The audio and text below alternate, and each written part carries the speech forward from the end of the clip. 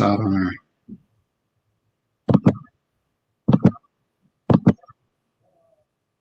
We're gonna have to delete it. So we're live, and we are live, but we are a little bit behind our schedule, and we're glad that we could be joined by as many of you all as are able to join us. Welcome to this really interesting conversation about the history of GameStop and the interesting conversation that took place today on Capitol Hill. This is Attorney Talib Kareem, and I am really glad to be here today.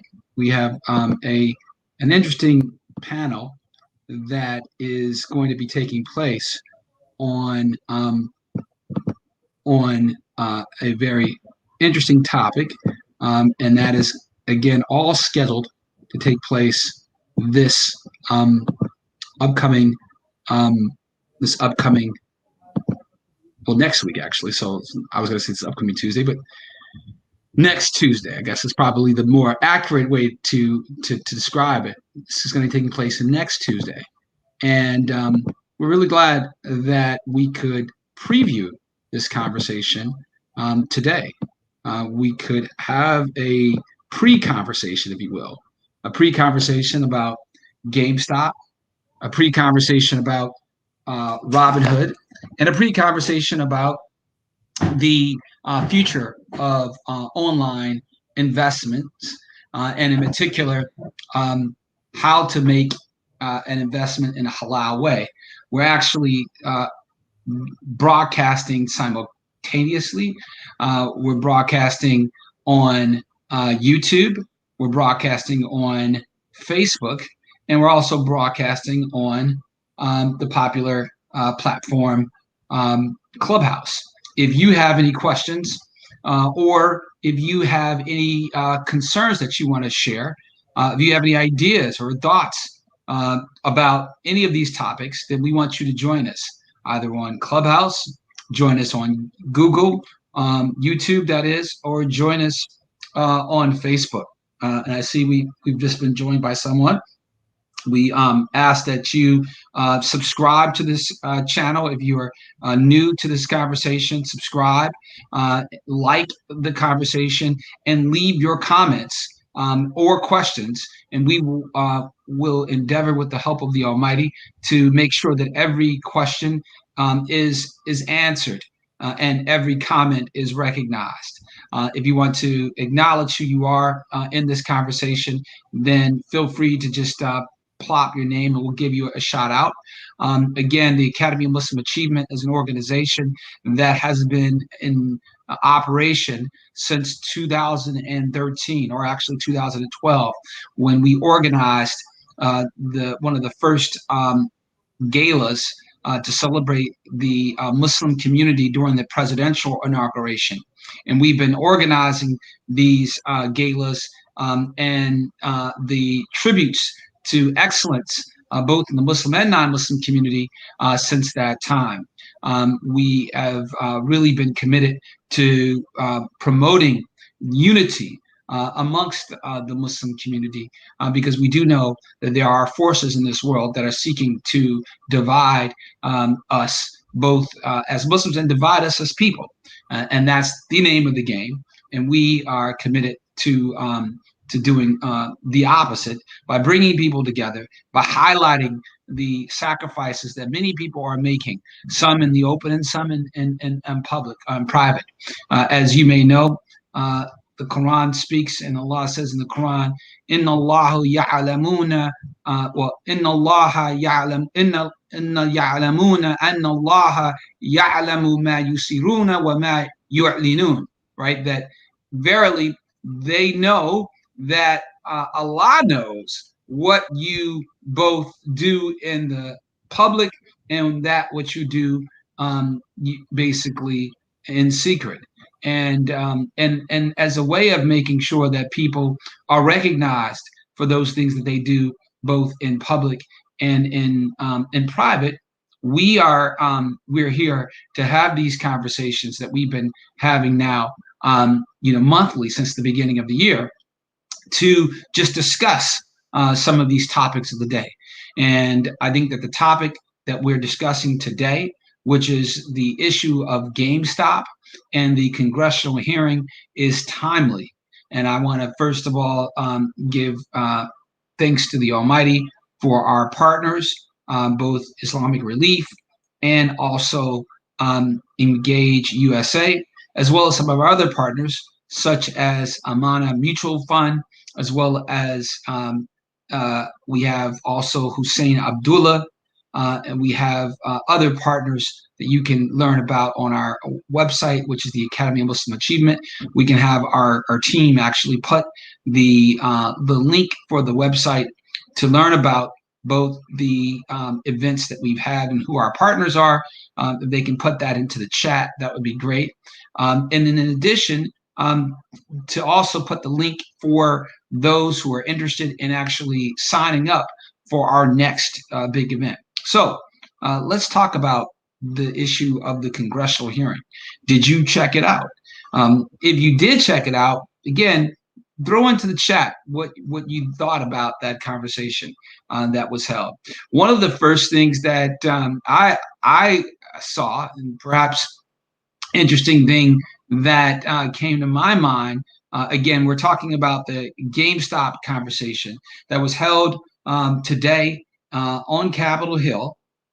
Again, members of the House of Representatives Financial Services Committee, chaired by Congresswoman Maxine Waters, who people know, who famously coined the phrase "reclaiming my time," and she did use her signature phrase in the hearing at least one time. She chaired this hearing, and to her credit, she sought to champion seemingly the voice of the retail investors. Those are the people who were just essentially trying to make some money using be it Robinhood or other online platforms to buy stock or even cryptocurrency.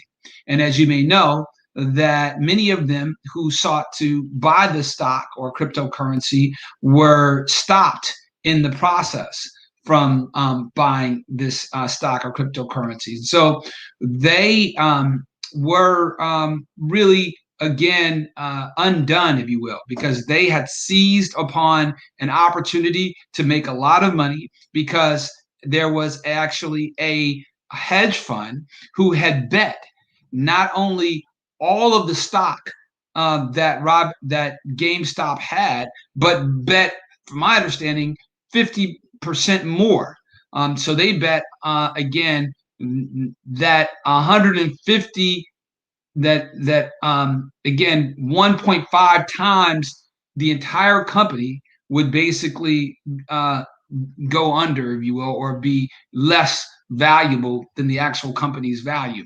And that's what we call, in terms of, again, betting short, meaning to suggest you set a price for the stock less than what the stock is set, and you basically say that you believe that the stock is going to be basically devalued, is going to lose value, and if you hit that, meaning to say, if the stock basically hits that lower value or gets even lower, then that's when you win. That's when you make money. That's when you profit.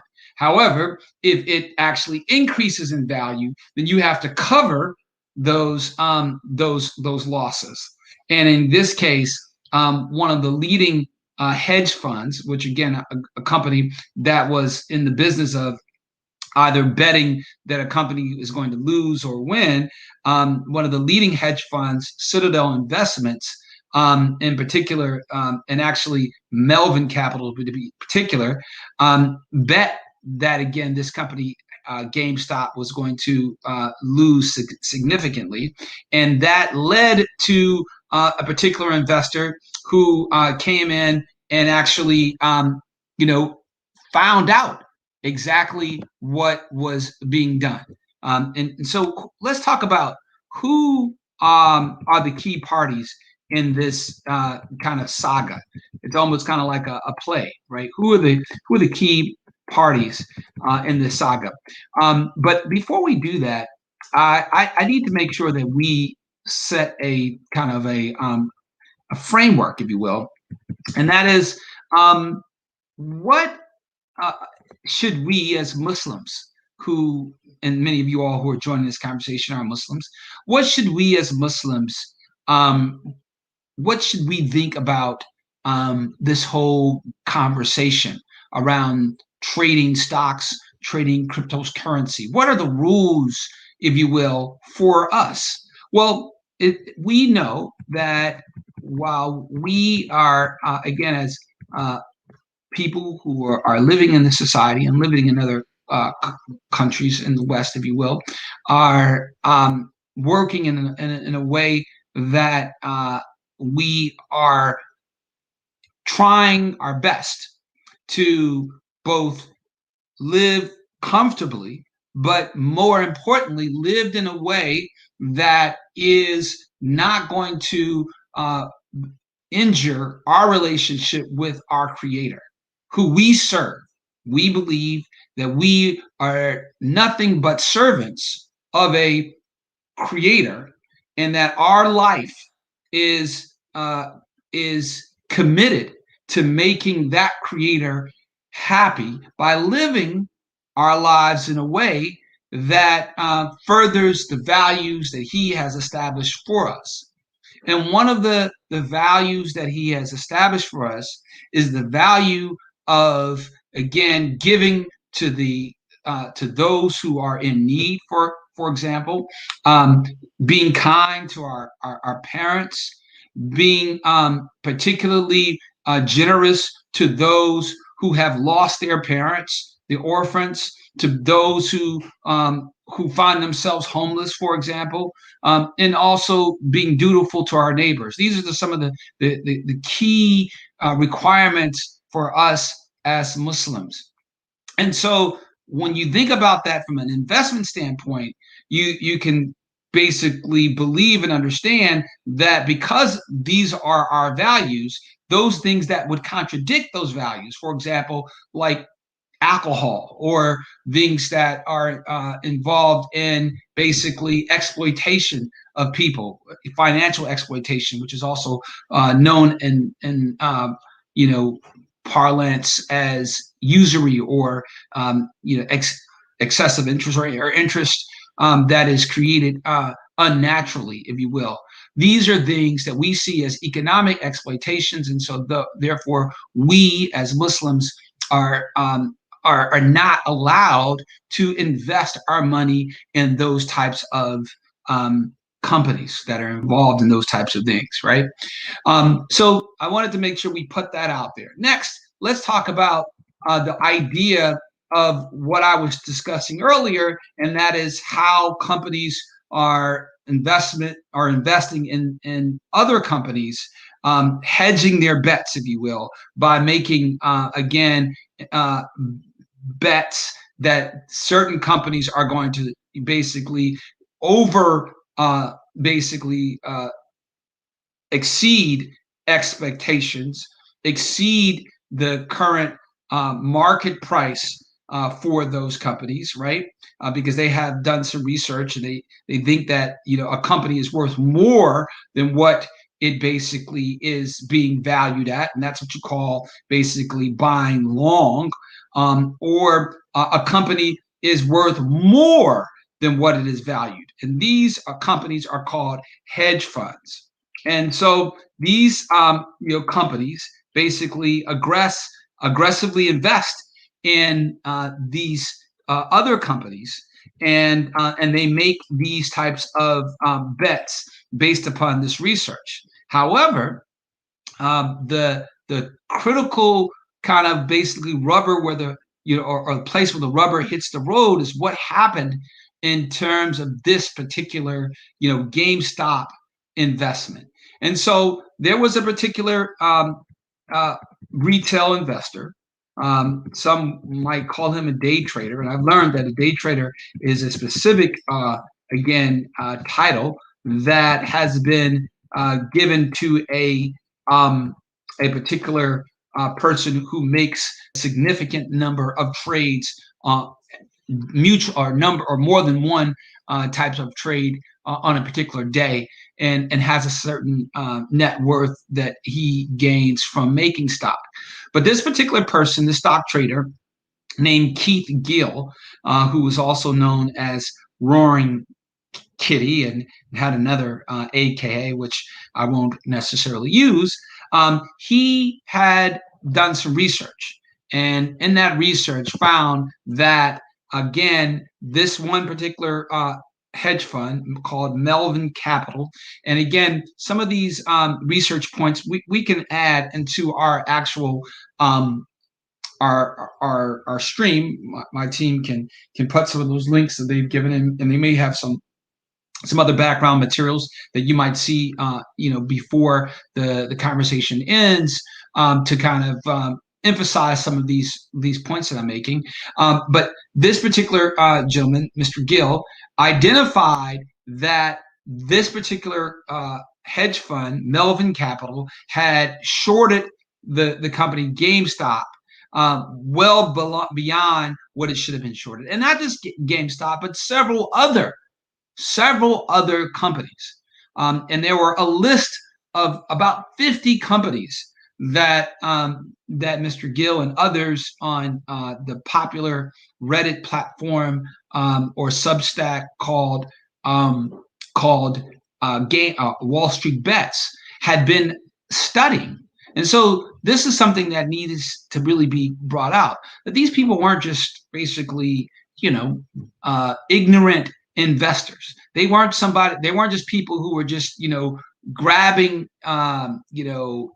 ticker signs from the blue, or just looking in the stock market and randomly finding companies that they wanted people to, or encouraged people to buy. No, these were companies apparently that had been investigated, and based upon their research, they concluded that these companies were again being undervalued, and so these companies were again discussed.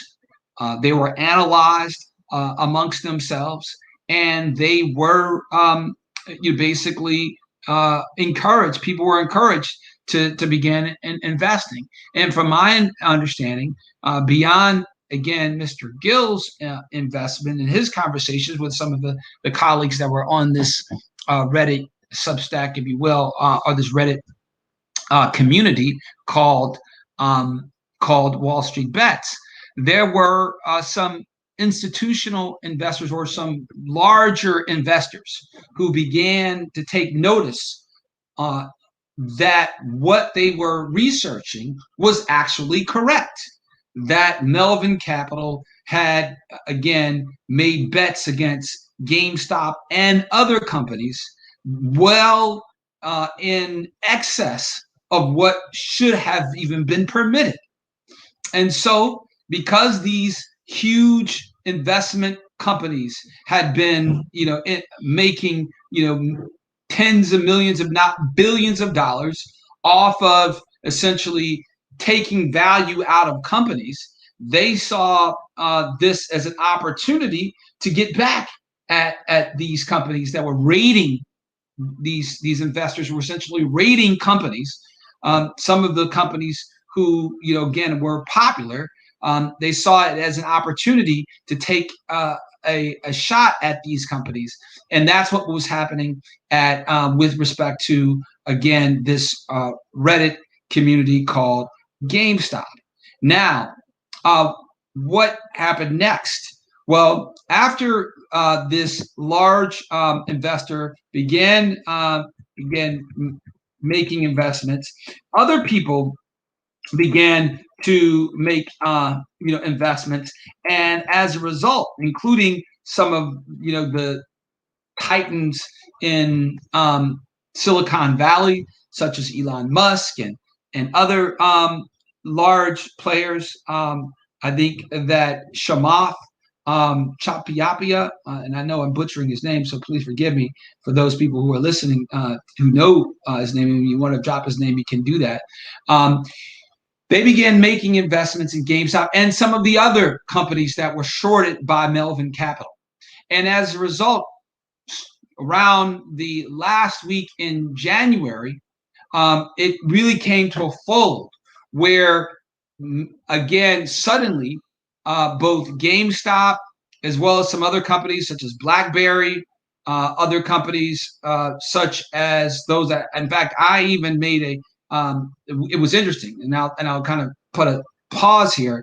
We, that is the Academy of Muslim Achievement, held a conversation in actually January, so days before the surge in the GameStop price. We were observing that there was a lot of money that was being made both in stock and in cryptocurrency. We had not known exactly what was driving this. We had not heard at that time about GameStop, or had not heard about even this Reddit conversation in the community, WallStreetBets. But we had heard about this, and so we held a conversation. And in this conversation, it featured a speaker from Amana Mutual Funds, and also an executive who just so happened to work for NASDAQ, which is a company that is which is a marketplace for selling stock, particularly those that are related to Silicon Valley. And in this conversation, we talked about the rules of the road, if you will, for Muslim investors. And in one instance, the gentleman from Amana Mutual Funds was discussing about how some of the companies that, again, are basically involved, or some of the practices of buying company stock and selling them on the same day, and moving around money. He said that in many ways, one of the things that we also know as Muslims is that we are against betting. That is, we are against the practice of essentially gambling. That is, trying to make money without the idea of it being based on a merit base, or a value sharing, if you will. Oftentimes, if you're making a gamble, you're buying either a lottery card, or you're buying you're putting money in a slot machine without any real value that you are putting forward other than your money. You're not, again, like coming together with a company and putting in time and effort, or even putting in capital to try to see that company grow. You're just putting your money on the table in a form of enjoyment, oftentimes entertainment, hoping to make more and more, excessively more money than what you are actually betting, if you will. That type of practice, the individual representing a Amana Mutual Fund, which is backed by years of what they call Islamic finance or Sharia compliant research, suggested that type of investment is actually not within the values of our practice of Islam, or within the confines of Sharia law, if you will, because that was, again, more like gambling and not investing. And so he even also suggested that there were platforms out there like Zoya.finance is one of that platforms, and perhaps we can share that also in the chat, where you could actually go online and actually, again, get some guidance on whether the company that you wanted to invest in was actually Sharia compliant, whether their again, their company was, first of all, involved in selling alcohol or selling, things such as bombs or other things that would, injure humanity, injure our neighbors, cause people to become, for example, orphans because of the destruction to the homes, killing their parents and those types of things. So these, again, researchers have come up with, again, companies that meet the standards of being essentially ethical companies. And they have that on Zoya.finance. So again, that conversation was held days before, again, the surge in the price in GameStop and other companies. So again, fast forward.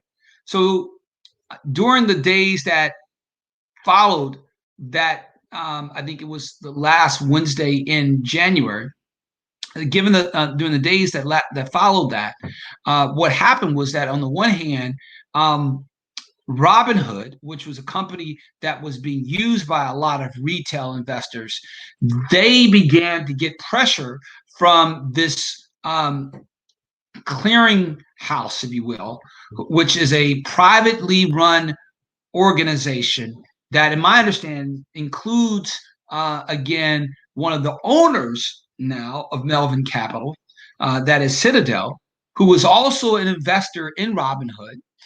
They required Robinhood to essentially either stop their trading or do things in a way that would prevent companies from, or small investors from shorting GameStop and other companies, or not shorting, but longing, if you will, buying,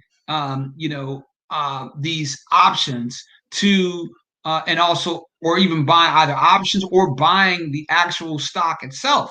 So you could sell the stock, but you couldn't buy stock, which was, again, preventing the losses that would have occurred to both Melvin Capital, who was bailed out by Citadel. So this is what was happening. And this prevention of people from, again, getting involved in these trades was what led to the hearings. Because in a couple of things that were concluded, it was that on the one hand, it was Robinhood was acting against the interests of its users, right? And they were acting in the interest of its investors, which you could probably understand.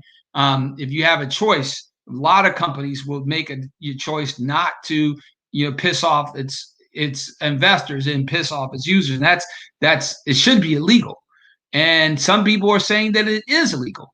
And that's the reason why, at least one of the reasons why the House of Representatives Financial Services Committee convened the hearing today. And so in this hearing, they invited several people. Again, Robinhood's CEO, Vlad Tenev, Citadel CEO, Ken Griffin, Melvin Capital's CEO, as well as Reddit's co-founder and the stock trader that I mentioned, Keith Gill, also known as Roaring Kitty. So these are the people who are invited. They got a chance to give their particular perspectives, and the members of the Financial Services Committee got a chance to question them and basically examine what was happening. So I'd really like to, again, get you guys involved. If you have any questions about any of the things that we've talked about today, then what we're inviting you to do simply is this. On Tuesday, February 23rd, we're going to be having, which is likely to be the last Tuesday in the month, we are hosting a conversation that is taking place, ironically, at the end of Black History Month, on the whole idea about how some small investors are able to rally together and make money, how people are making money both in buying stocks and selling stocks, as well as cryptocurrency. And a lot of people still don't really understand cryptocurrency. For example, Bitcoin. Bitcoin is, again, right now trading at $50,000, from my understanding, at last check, $50,000 per coin. So if you bought a coin of Bitcoin, a few years ago, even, which would have cost you about $1 or $2, if you bought again just two of those coins for $1, you could have turned your $1 or $2 into $100,000. So these are some of the opportunities that are taking place. And if you want to learn more about the opportunities to make money online with trading both stock or cryptocurrency, then we invite you to join us on Tuesday at 7 p.m. Eastern, where we're going to be having some leading voices, some leading investors talking about the rules of the road. What ways can you get involved in this money generation movement, if you will, in a way that also is consistent with our faith? One of the things that we as Muslims believe and we understand is that our money, the money that we have and we use, is really not even our own. This money is clearly from the Almighty. And He's giving this money, putting it in our hands as a test, only a test to see what we are going to do with it. Are we going to do the things that make the world a better place? Or are we going to do those things that only basically, enrich ourselves and to, create enjoyment and happiness for ourselves and perhaps those people who happen to know us, like our family members or our friends or other people like that? That's the true question. And if you want to take part in this conversation, we invite you to join us on Tuesday, February 23rd at 7 p.m. Eastern. And you can go check us out at our website. And also, that's the academymuslimachievement.org. That information is in our chat. Or you can also register via Hopin. And the link is also in that chat. These are some of the conversations that I think everybody, be they Muslim or non-Muslim, I think are open and should be interested in, and we are looking forward to having that conversation with you. We look forward to perhaps engaging in that conversation on both Clubhouse, as we're doing right now, on YouTube, and on Facebook. If you again like this conversation, don't hesitate to click on the like button. Don't hesitate to subscribe. Don't hesitate to leave your comment and question in the chat even after the broadcast. And we look forward to making sure that we respond to that. Again, the Academy of Muslim Achievement is an organization that is dedicated to really promoting the sacrifices of people who are in this society, who are really working day in and day out to make this society better, oftentimes, again, in the shade of darkness, without anybody knowing, but doing it because they believe that is the right thing to do. They believe that this is what the Almighty commands us to do. And they believe that by doing this, they are going to be winners, both in this life as well as the next life. And so that's the way we want to end you. We look forward to you joining us again on the 23rd of February at 7 p.m. Please spread the word, register, and check out not only this event that we have coming up, but also the events that we have coming up next month. Our Muslim comedy show, which we're calling the Muslim Kings and Queens of Comedy, as well as the Academy Muslim Achievement signature event, the Golden Men and Red Awards, or Muslim Oscars. We look forward to you joining. We thank the Almighty for blessing us to have this conversation. I want to give a shout out to Zainab Tahir, one of our outstanding coordinators, as well as our sponsors, that being the Islamic Relief and also Engage USA, as well as Amana Mutual Funds, and also Hussein Abdullah, and also Jamil Johnson, and Dr. Fatima Jackson, and a very long list of other partners. And we're going to make sure that we put the names of our partners in our chat, because we want to make sure that every one of them is recognized. And we really, really are grateful for each and every one of them. This has been a wonderful conversation, and I look forward to you all being part of our next conversation again in less than a week, Tuesday at 7 p.m.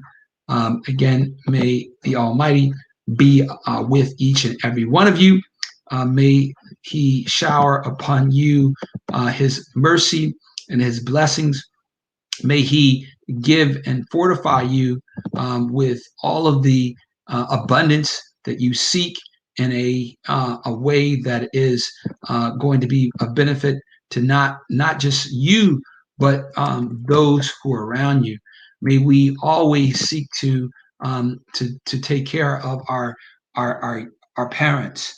May we seek, and Allah commands us to do what we have committed to doing as mankind, and that is to again take care of our parents, and that is to again be kind to those who are our relatives, and then to protect the rights of the orphans, and to look out for the needs of those who are needy, and to speak words of kindness to all mankind, and to again then follow that up by both prayer and charity. These are the things that we're commanded to do.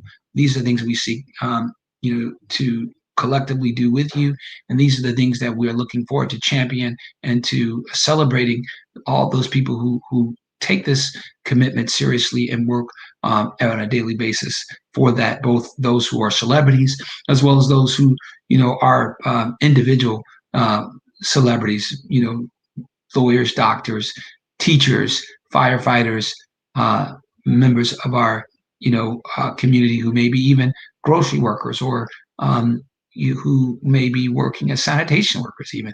These are the people who we depend upon so much these days, and those are the types of people who we're looking forward to celebrating. We are grateful. We ask the Almighty to be with each and every one of you, and to protect you, and to allow us to all gather back together again next Tuesday at 7 o'clock. And we just see Z, who just joined us in this conversation about GameStop. I'm sorry that she's just joining us at the end, but make sure join us again when we get back in this conversation. And that is next Tuesday, 7 p.m. You can again get more information by checking us out at the Academy of Muslim Achievement. Also, you can check us out on my Instagram that has some information about that, or go on to our YouTube channel. This has been Attorney Talib Kareem with the Academy of Muslim Achievement. We look forward to talking with you again very soon. Assalamu alaikum.